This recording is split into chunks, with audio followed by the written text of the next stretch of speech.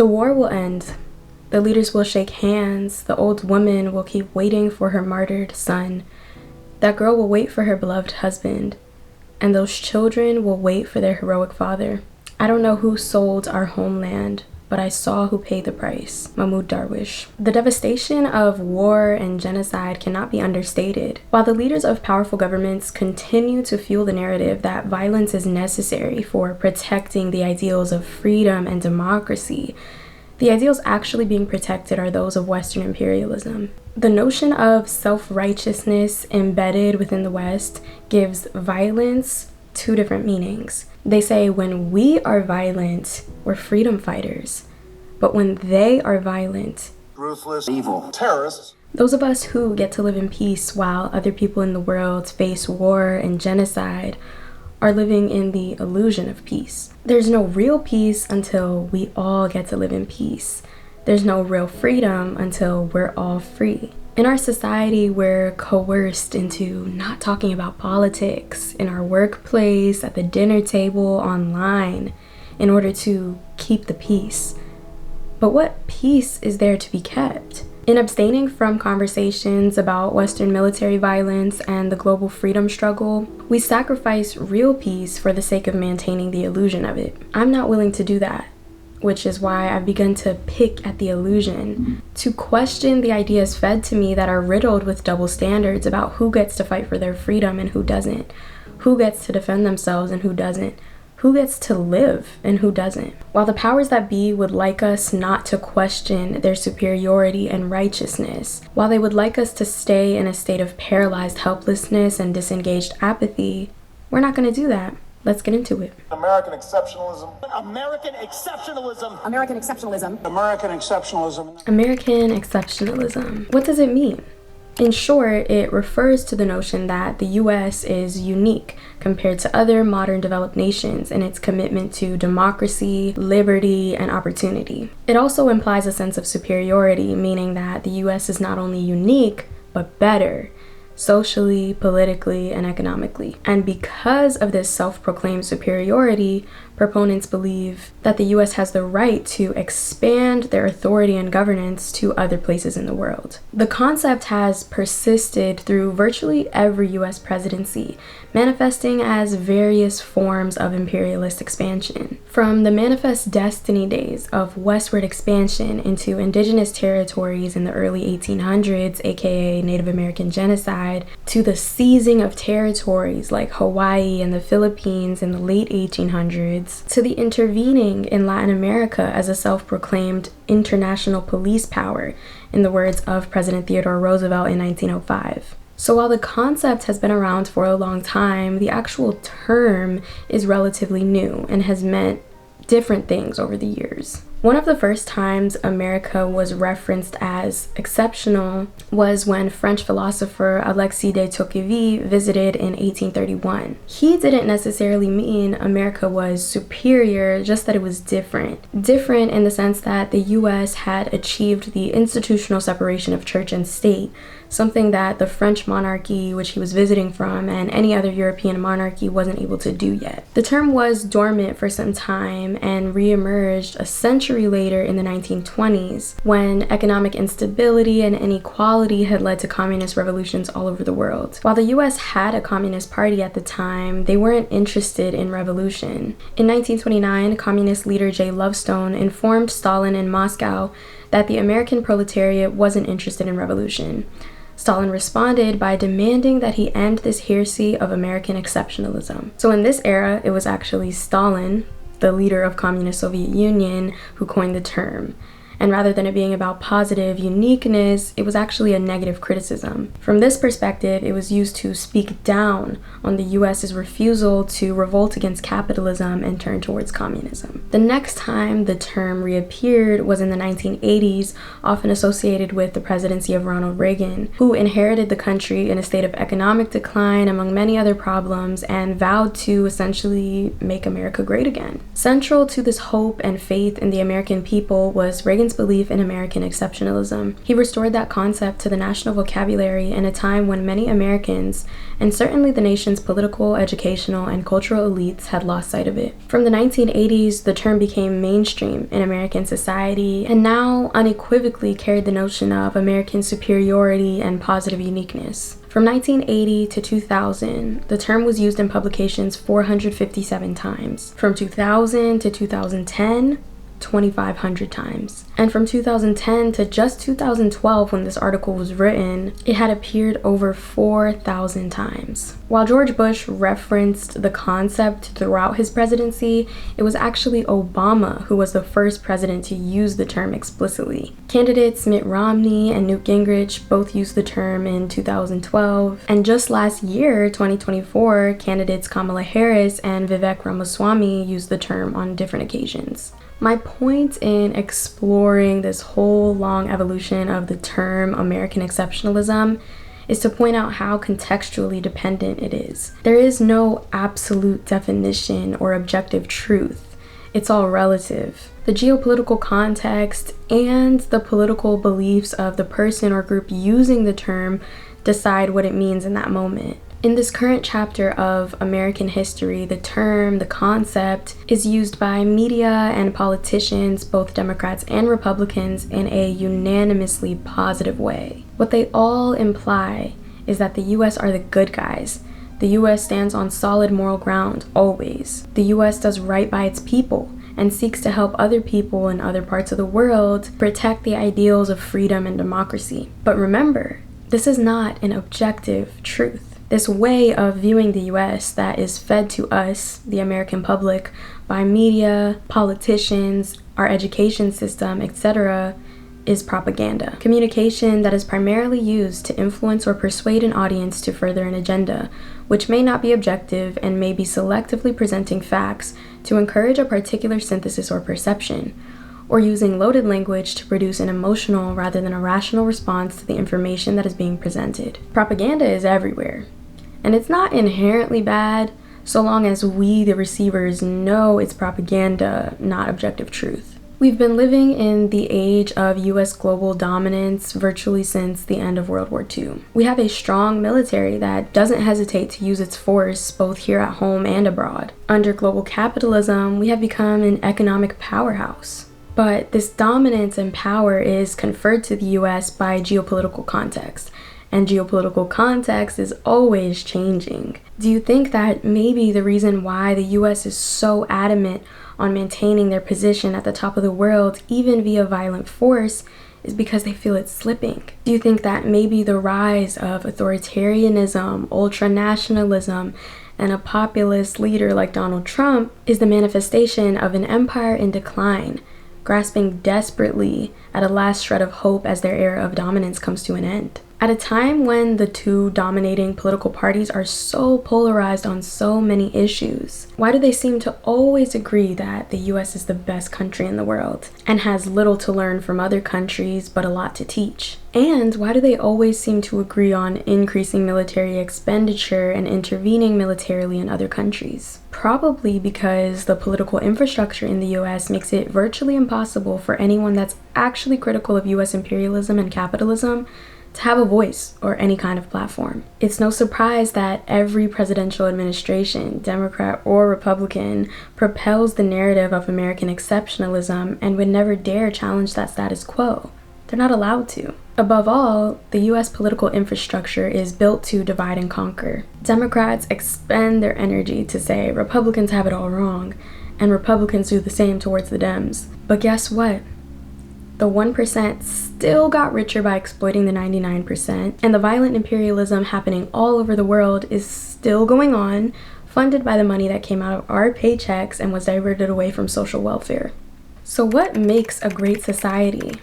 Freedom, healthcare, equality, opportunity. We can agree on that, right? Let's take a look at some objective truths. No propaganda. Just data. According to the Heritage Foundation, the US ranks 26th in economic freedom compared to the rest of the world and currently has the lowest score they've ever had since the first study was done in 1995. According to Reporters Without Borders regarding freedom of the press, the US ranks 57th out of 180 countries. down from 45th just 5 years ago in 2020. In a 2024 study done by the Commonwealth Fund, the US healthcare system was ranked last among 9 other countries of similar economic standing based on access to care, health outcomes, and equity. While they had the lowest performing healthcare system out of this group, they spent a much higher percentage of their GDP on healthcare. In the realm of wealth inequality, according to Oxfam, the US is more unequal than many other industrialized countries. The Gini coefficient is the most commonly used measure of wealth inequality. It ranges from 0 theoretically being perfect equality to 1 theoretically being total inequality. According to Pew Research Center's article from 2020, the US had the highest Gini coefficient of all G7 countries, standing at 0.434, meaning they have the highest wealth inequality of this group. In the US, the top 1% holds 31% of the entire nation's wealth, while the bottom 50% holds 2.5%. And that's according to 2025 data from the Federal Reserve. Not to mention the huge racial disparities, with the average wealth for white families being 6 times that of Black and Hispanic families. Militarily, this video sums up the objective truth pretty well. It's unquestionable that American involvement determined the outcome of both world wars. It also seems true that only American military strength prevented the Soviet Union from invading more of Europe than it did. Soviet communism was a soul-crushing system, and the United States deserves credit for containing it while avoiding nuclear war. However, in doing so, the United States supported cruel and vicious dictators as long as they were anti-communist, overthrew elected governments, attempted to assassinate foreign leaders, created a wasteful, invasive national security state, and exacerbated murderous, destructive conflict in Korea, Vietnam, Central America, East Timor, Laos, Cambodia, and elsewhere. America was indeed the world's policeman, and while preventing the ultimate crime of nuclear war, the United States was often a crooked, violent cop. That carries us into part 2. Propaganda and the manufactured urgency for violence. Manufacturing Consent, The Political Economy of Mass Media is a 1988 book by Edward Herman and Noam Chomsky that explores how governments and other powerful groups shape public opinion so that the public will give consent to their actions and policies. It presents what is called the propaganda model, that has 5 filters through which facts and information are put through in order to get to the big stage that is mass media. Meaning, mass media ends up not being about objective truth, but about picking and choosing half-truths in order to control the narrative. So when thinking about highly publicized violent interventions that the US is engaging in, wars, bombings, coups, etc., the government and powerful lobbying groups like the defense industry lobbyists, for example, will use the mass media as a vessel by which they can manufacture consent for violent acts that the public otherwise would not condone if they actually knew what was really going on. In the 1990s and early 2000s, the Clinton administration and subsequently the Bush administration notoriously accused the Iraqi dictator Saddam Hussein of conspiring to develop weapons of mass destruction, nuclear weapons. Under Clinton, the US dropped bombs on 100 military sites throughout Iraq, killing over 1,000 Iraqis. Fast forward, in November 2002, the UN and other international organizations began investigations into Iraq to look for evidence of weapons of mass destruction, but didn't actually find any. Still, President Bush, Vice President Dick Cheney, and Secretary of State Colin Powell continued to say, "There is no doubt that Saddam Hussein now has weapons of mass destruction. The Iraqi regime has plotted to develop anthrax and nuclear weapons. Saddam Hussein and his regime are concealing their efforts to produce more weapons of mass destruction." And so, the full-scale ground invasion began. Operation Iraqi Freedom started in March 2003, and it had a few main goals: ending Hussein's dictatorship and installing a representative democracy, finding and getting rid of Iraq's alleged weapons of mass destruction, and securing access to Iraq's oil reserves. I saw a comment that was like, they wanted to call it Operation Iraqi Liberation, but that would have just been too obvious. In their initial invasion, the troops did overthrow Hussein, but still found no evidence of nuclear weapons. At this time, even with 13,000 Iraqis having been killed, a Gallup poll showed that 79% of Americans still felt that this invasion was justified. While the Bush administration announced victory to the American public regarding the removal of Hussein, there was now a power vacuum, which quickly got filled by Islamic extremist groups, most famously Al-Qaeda, which previously had never been in Iraq and had no ties to the Hussein regime. Now the troops had to stay and fight them. Over the next 8 years, Bush sent more troops to Iraq and extended the service of the ones that were already there, essentially to fight the insurgency that they helped to create, resulting in more death and more destruction. And at the end of the day, no weapons of mass destruction were ever found, as UN reports suggested back in 2002 before the war ever began. The claims given by Bush, Cheney, and Powell never did ring true. And the statement given by President Bush in his January 2003 State of the Union address, claiming that Iraq was trying to purchase uranium from African countries in order to build nuclear weapons, was found to be false and was based entirely on documents that were later found to have been forged. No representative democracy was established.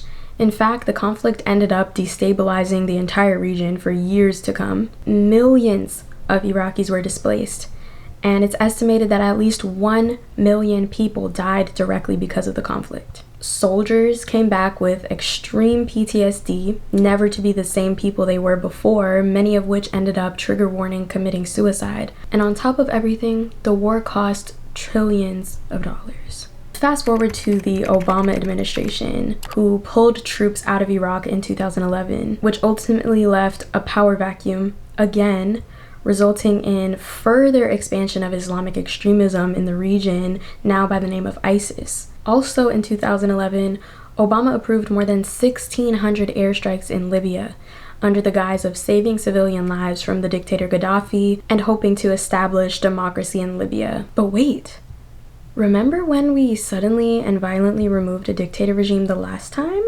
Didn't more civilians end up dying and suffering as a result of our intervention?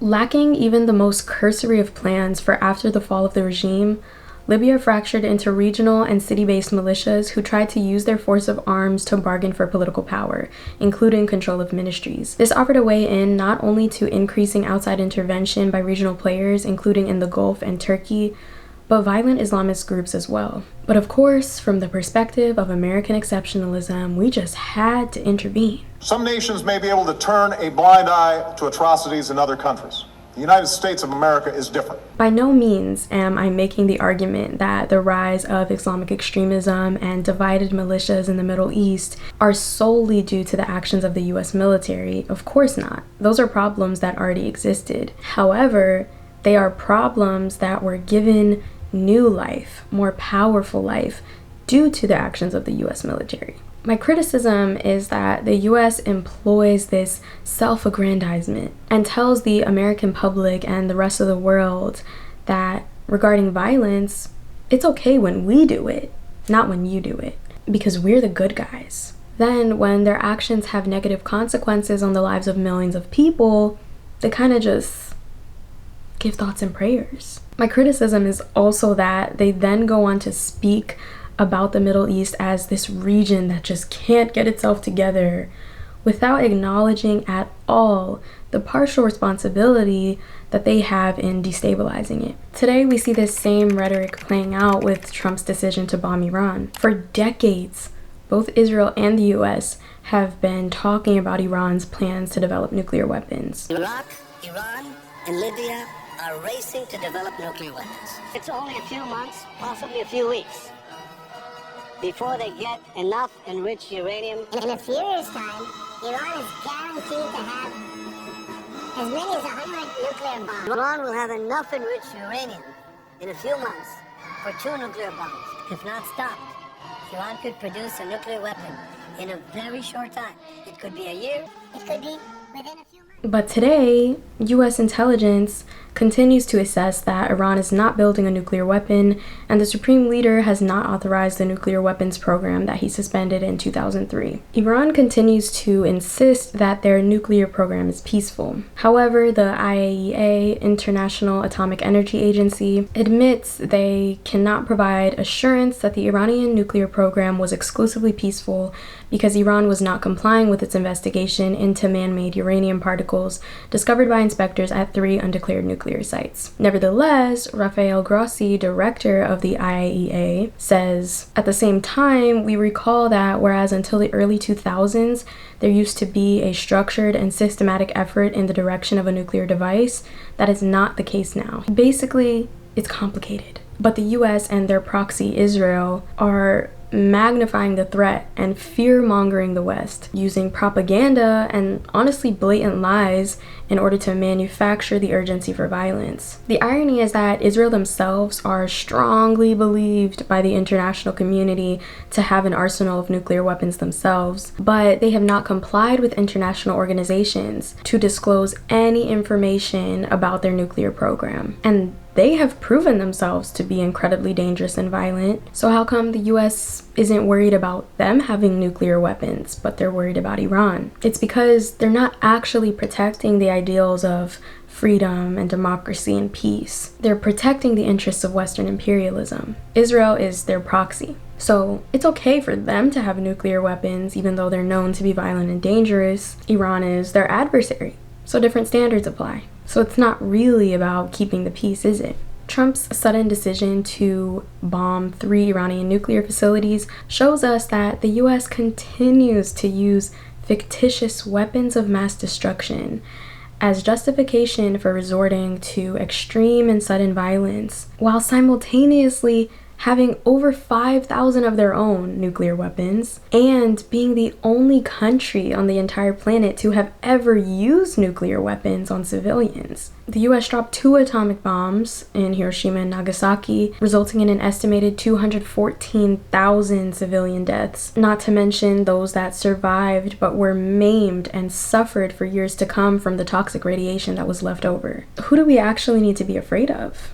As John A. Dearborn writes in this thesis, presidents use American exceptionalism to give closure to traumatizing historical events by endowing them with moral significance. Furthermore, the use of moralism is important because it implies an allowance for questionable actions, because the righteous have the obligation to slay the forces of evil with whatever means may be necessary. I started this video with a quote by the great Palestinian writer Mahmoud Darwish, so it's only right that we close out with one. Fear, not justice, is the basis of power. The US breeds fear within the American public that we are under threat. Our principles of freedom and democracy, our lives. So we have to kill them before they kill us. Yes, in some instances, the US used their military might for what ended up being the benefit of the majority, no denying that. However, as written by Dearborn, believing in its exceptionalism, the US takes too much credit for global progress